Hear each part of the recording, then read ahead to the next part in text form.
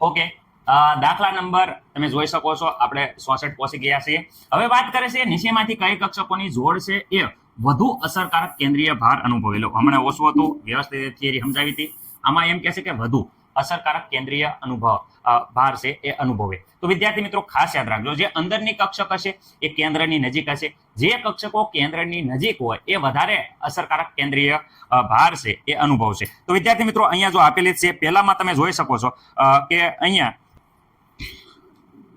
2s અને 3s. Okay, તો વિદ્યાર્થી મિત્રો હું પહેલા જ કહી દઉં છું, થિયરી આ છે કાંઈક બેઝિક કોન્સેપ્ટ, કે જે કક્ષકો શું હોય, કેન્દ્રની નજીક હોય, કેન્દ્રની નજીક હોય. ઓકે, જે કક્ષકો કેન્દ્રની શું હોય, નજીક હોય વિદ્યાર્થી મિત્રો, તે શું હોય છે, જે કક્ષકો કેન્દ્રની નજીક હોય તે વધુ અસરકારક કેન્દ્રીય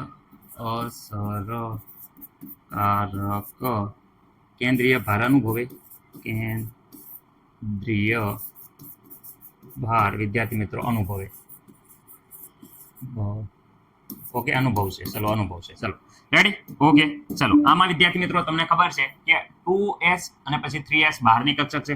તો અહીંયા હું કહી દઉં છું કે પહેલામાં વિદ્યાર્થી મિત્રો 2s છે એ વિદ્યાર્થી મિત્રો વધુ અસરકારક કેન્દ્રીય ભાર અનુભવશે.